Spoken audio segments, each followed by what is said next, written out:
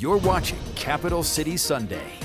Wisconsin voters will be asked 2 referendum questions during the upcoming primary election. If passed, those referendums would amend the Constitution by restricting the governor's executive power to decide how federal dollars are spent. Those referendum questions come in addition to the 2 statewide constitutional amendments that passed in the April primary. Question 1 is asking voters, should the Constitution be amended to provide that the legislature may not delegate its sole power to determine how money shall be appropriated? Question 2 asks, should the Constitution be amended to prohibit the governor from allocating any federal monies the governor accepts on behalf of the state without the approval of the legislature by joint resolution or as provided by legislative rule. Recently, I spoke with the head of the League of Women Voters of Dane County about the potential impacts of these amendments. Joining me on the show this morning is Sue Jennik. Sue is the president of the Dane County League of Women Voters. Sue, thank you so much for joining us on the show this morning. Thank you for giving us the opportunity to talk about this important election. Under current law, Governor Tony Evers, or the governor of Wisconsin, has the authority in certain cases to accept federal funds without the approval of the legislature. How did Governor Tony Evers use this authority during the COVID-19 pandemic to accept federal funds from the Federal American Rescue Plan Act?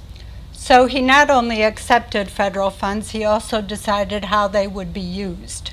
And so what he did was he provided personal protective equipment, he provided information about how to get vaccinations, and many other things that were necessary during the pandemic. If passed under these constitutional amendments, the governor would no longer have the authority to allocate federal funds without approval from the legislature. The legislature could approve federal dollars without the governor's signature. How will this impact Wisconsin voters?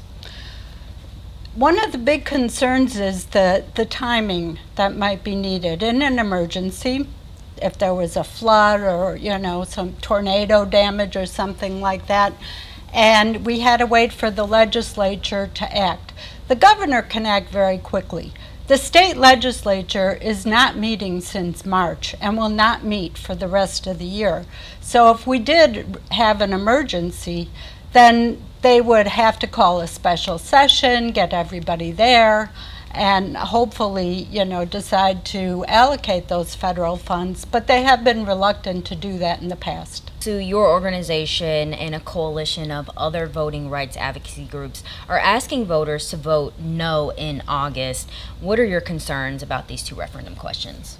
Well, one of the major concerns is that this changes the balance of power between the governor and the legislature.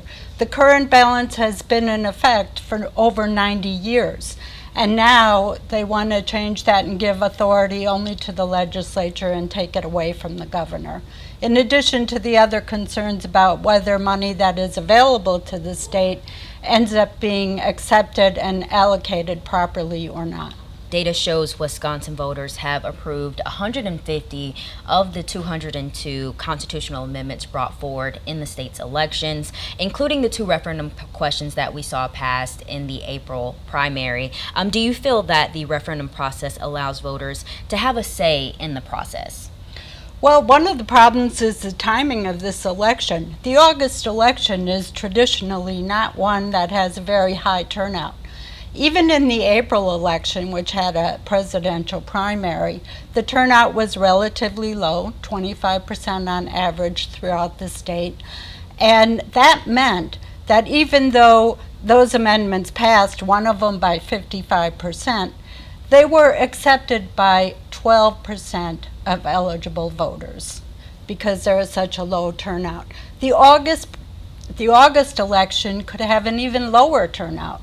And it shouldn't be that our Constitution is changed by a very small number of voters. Voter turnout in the August primary is going to be crucial, especially considering that there is another key race on the ballot, the race for Dane County Executive. Can you talk about that? Yes, there are 4 candidates who are running for Dane County Executive. It's a special election because the current executive resigned Joe Parisi. And so this primary will be on the ballot in August, and then the final will be on the ballot in November. And we hope that will also encourage people to come out and vote in August. Susan Jennik, President of the Dane County League of Women Voters. Again, thank you so much for joining us on the show this morning. Thank you, and I encourage everyone to vote on August 13th. The Dane County League of Women Voters and the UW-Madison Center for Communication and Civic Renewal sponsored a forum this past week for the candidates campaigning to be the next Dane County executive. Candidates were asked about a wide range of issues from addressing community-specific disparities, environmental sustainability, and access to affordable housing. Each candidate also sharing with voters why they feel they would be the best person to serve as the next Dane County executive. Isn't thriving, and what would it take for that to change? As a trained scientist and public health professional, I do know to look to the data for what works and to the community for how best to implement those approaches. I understand the importance of county government, not just because I was a county board supervisor, a member of the state assembly and senate, and the Senate Democratic leader, but because county government was there for me and my family when I was a kid. So I created a program that still runs today. It's called the Second Chance Program out of the YWCA. And it was effectively our very first Housing First program here in our county before Housing First even existed.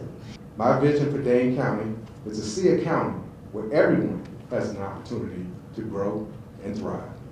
As a Dane County Department Head and Director of the Tamara D. Grigsby Office for Equity and Inclusion, after passing 7 successful department budgets, the two candidates with the most votes in the primary will move forward to the November election. The candidate that wins in November will go up for election again in April 2025.